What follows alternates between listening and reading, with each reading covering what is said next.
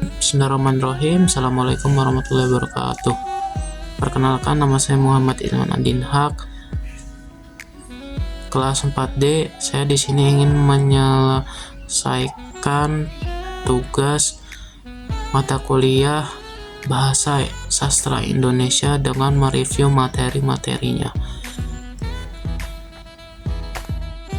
Adapun materinya nih berikut ini, yakni ada deskripsi benda, terus ada identitas diri, terus ada kalimat sapaan, terus ada dialog, prolog, dan epilog, dan ada jenis-jenis membaca, ada tata cara membaca puisi dan membaca teks, ada menulis tegak bersambung, ada ringkasan, ada parafrase, ada surat resmi dan surat pribadi, ada formulir dan kwitansi, ada naskah pidato. Baik, untuk materi pertama yakni deskripsi benda. Adapun deskripsi benda yakni terdiri dari karakteristik. Yakni karakteristik kata benda mencakup penjabaran tentang karakteristik, deskripsi, dan jenis-jenis benda. Karakteristik adalah sifat khas yang dimiliki oleh suatu benda. Adapun deskripsi adalah penggambaran yang terperinci tentang suatu benda, dan kata benda adalah segala sesuatu yang ada dalam alam yang berwujud atau berjasad, atau juga yang dapat merujuk pada nama seseorang, tempat, atau benda. Untuk contohnya, ini ada karakteristik. Contohnya kayak mobil memiliki karakteristik seperti 4 roda, mesin, dan digunakan sebagai alat transportasi darat. Yang kedua ada deskripsi. Deskripsi ini contohnya seperti bunga mawar yang memiliki kelopak berwarna merah. Adapun dalam jenis-jenisnya yakni jenis-jenis kata benda yakni contohnya ada meja, kursi, dan buku. Adapun perbedaan dari kata benda konkret dan abstrak ini mengacu pada karakteristik yang membuat dua jenis kata benda ini berbeda dalam hal wujud dan pengertian. Yang pertama konkret, yakni merujuk pada sesuatu yang nyata berwujud, yang contohnya seperti meja, mobil, dan rumah. Dan abstrak, adapun abstrak ini merujuk pada sesuatu yang tidak berwujud, contohnya seperti ide, gagasan, atau kesibukan atau keinginan. Dan ada lagi yang namanya pendeskripsian kata benda konkret. Macam-macamnya yakni seperti contoh, kamarku terlihat rapi pada hari ini. Kata-kata ini terdapat pada kata benda dan sifatnya yang jelas. Dan dalam pendeskripsian benda abstrak yakni contohnya, Andi sangat bahagia hari ini karena mendapatkan pengakuan. Nah, dalam kata ini terdapat dalam kata bersifat abstrak. Adapun materi kedua yakni identifikasi diri. Identifikasi diri mempunyai definisi yakni suatu tindakan atau proses meneliti, mencari, menemukan, dan mencatat informasi dan data mengenai sesuatu fakta. Yang kedua ada menulis nama diri. Menulis nama diri dipakai untuk menamai orang, tempat, atau sesuatu, atau termasuk konsep atau gagasan. Terus ada yang namanya menuliskan nama keluarga dengan gelar kekerabatan. Dalam masyarakat umumnya, sapaan menurut ikatan kekeluargaan dapat dijabarkan dalam kedua kelompok. Sapaan keluarga yaitu sapaan keluarga inti dan sapaan keluarga yang luas. Yang selanjutnya ada karakteristik nama diri dan keluarga. Dalam keluarga sehari-hari kita sudah tentu menjumpai keragaman di lingkungan sekitar kita. Adapun menulis nama teman sejawat dengan status sosialnya. Status sosial ada pusat interaksi sosial dan struktur sosial. Dan yang selanjutnya adalah menuliskan nama teman sejawat dengan pangkat akademiknya. Jabatan akademik yakni kedudukan yang menunjukkan tugas, tanggung jawab, dan wewenang dan hak seseorang dalam satu satuan pendidikan tinggi yang dalam pelaksananya didasarkan pada keahlian tertentu serta bersifat mandiri. Adapun materi ketiga yakni kalimat sapaan. Pengertiannya yakni kalimat sapaan adalah kalimat yang digunakan untuk menyapa seseorang atau pihak keluarga baik tunggal ataupun jamak. Dan ciri-ciri kalimat sapaan ini yang paling utama yaitu tidak memiliki pembendaharaan kosakata sendiri. Adapun dari jenis-jenis kalimat sapaan, yakni ada sapaan nama diri, sapaan promina persona, ada sapaan kekerabatan, ada sapaan profesi, dan ada sapaan jabatan dan pangkat, dan ada sapaan bergelar. Dan juga fungsi dari kalimat sapaan ini sebagai tanda bahwa menyapa memperhatikan orang yang disapa, suatu tanda yang masih adanya suatu hubungan. Dan faktor-faktor kalimat sapaan ini pertama, dalam hal situasi, dalam hubungan kekerabatan, dalam hal hubungan usia, dan juga ada dalam hal status sosial. Adapun dari contoh kalimat sapaan, yakni ada namanya kalimat sapaan terhormat, ada kalimat sapaan untuk teman sebaya, ada kalimat sapaan untuk biasa, ada kalimat sapaan untuk orang yang lebih tua. Adapun materi keempat, yakni dialog, prolog, dan epilog. Dialog yaitu memainkan peran amat penting karena menjadi pengarah lakon drama. Yang kedua ada epilog. Epilog yaitu kata penutup yang mengakhiri pementasan isinya. Biasanya berupa kesimpulan atau ajaran yang bisa diambil dari tontonan drama yang baru saja ditonton ataupun disajikan. Yang ketiga ada prolog. Prolog memainkan peran yang besar dalam menyiapkan pemikiran penonton agar dapat mengikuti lakon cerita yang akan ditonton atau disajikan. Adapun materi yang kelima, yakni jenis-jenis membaca dan membaca petunjuk. Dari makna kata membaca, yakni merupakan salah satu jenis keterampilan berbahasa tulis yang bersifat resensif. Adapun syarat-syaratnya, yakni menjadi membaca yang baik ataupun pembaca yang baik, yakni pembaca yang baik itu tahu mengapa dia membaca. Yang kedua, pembaca yang baik itu memahami apa yang dibaca. Yang ketiga ada pembaca yang baik itu harus menguasai kecepatan membaca. Yang terakhir, pembaca yang baik itu harus mengenal media cetak yang dia gunakan.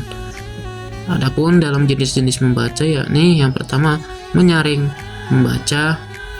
bacaan, yang kedua ada membaca senyap atau bisa dalam hati, yang ketiga ada pembaca yang baik harus menguasai kecepatan membaca, dan juga ada membaca yang baik harus mengenal media cetak seperti halnya syarat-syarat tadi.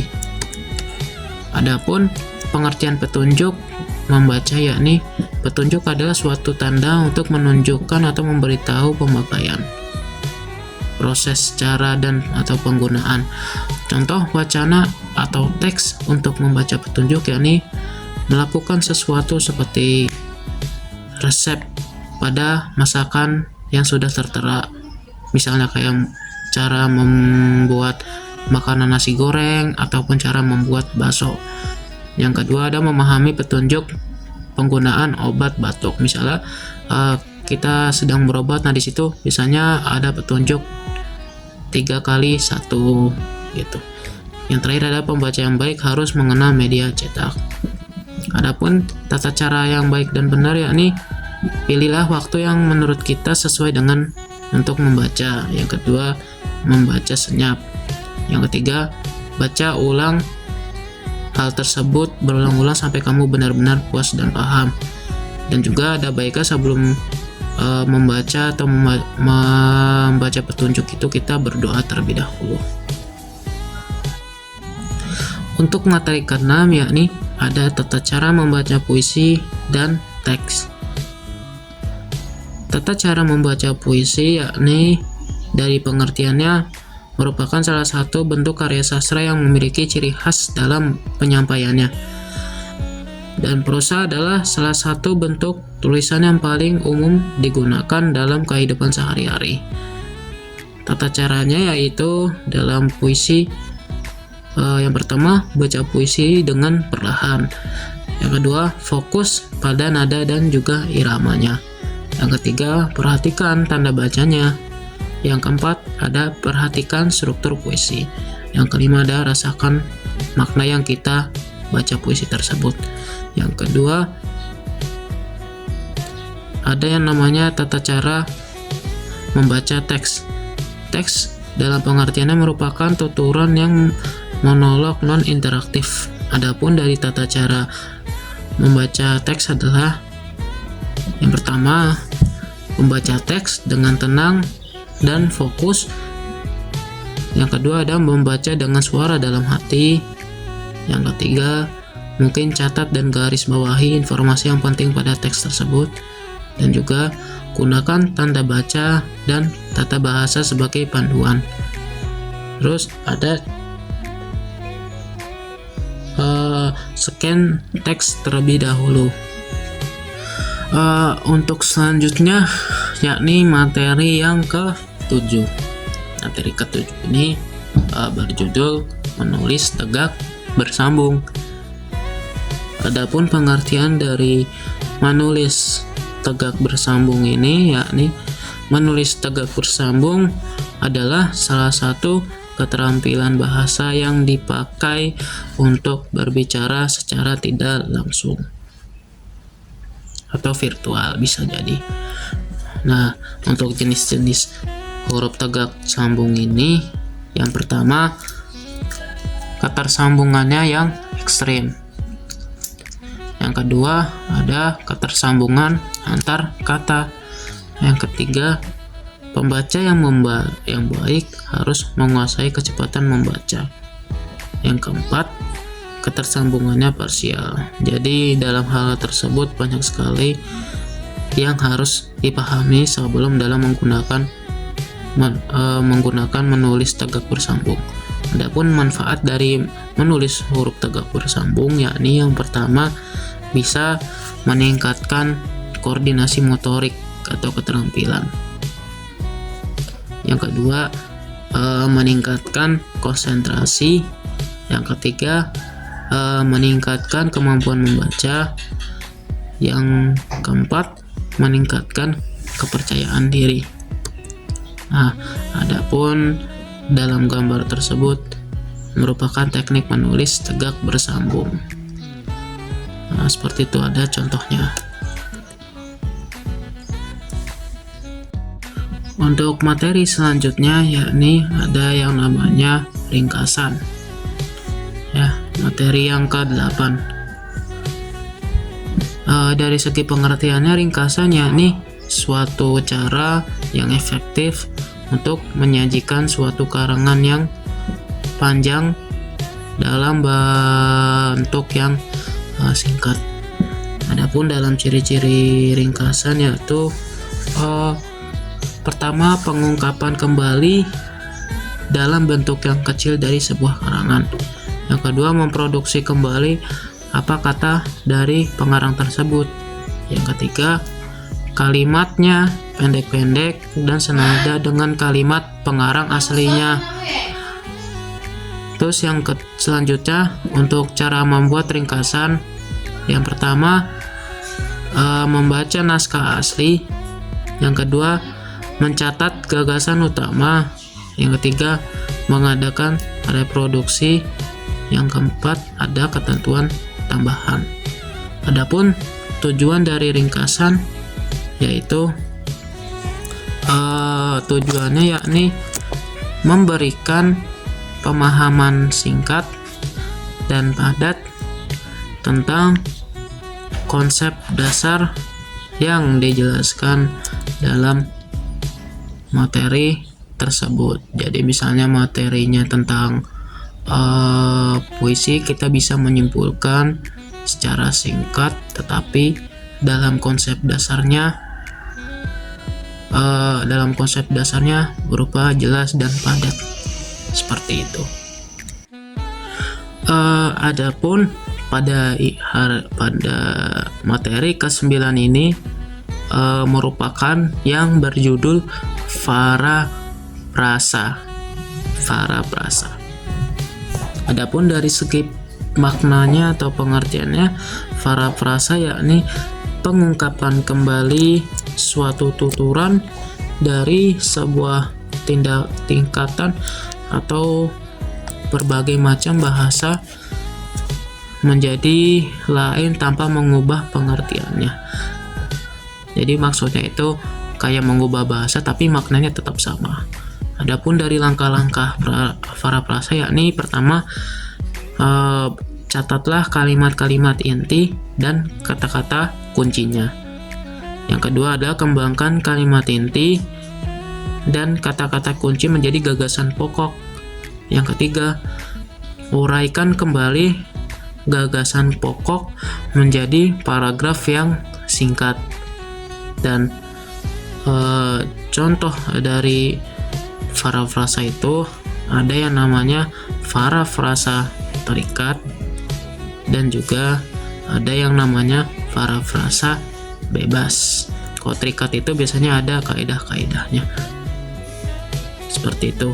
Adapun dari contoh teks dalam parafrasa, misalnya kalimat yang sebelum di parafrasa, saya contohkan, derasnya hujan serta kencangnya angin. Setelah di parafrasa menjadi hujan deras turun bersama angin. Nah, walaupun dari kalimatnya berbeda tetapi mengandung maknanya yang sama. Mungkin seperti itu dalam materi parafrasa. Adapun materi dari ke-10 yakni ada yang namanya surat resmi dan surat pribadi.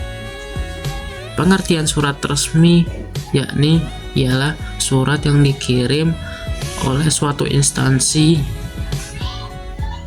sedangkan surat pribadi yakni surat yang digunakan untuk berkomunikasi secara pribadi.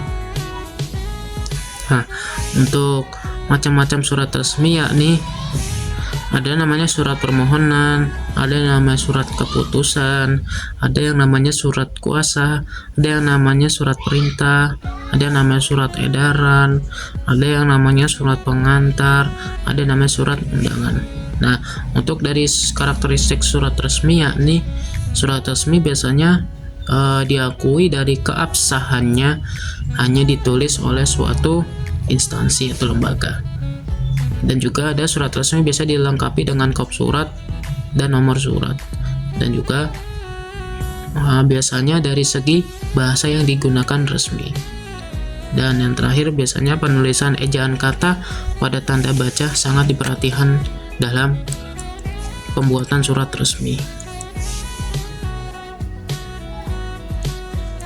Adapun cara menulis surat resmi biasanya ada ciri-ciri yakni ada kepala surat atau kop surat.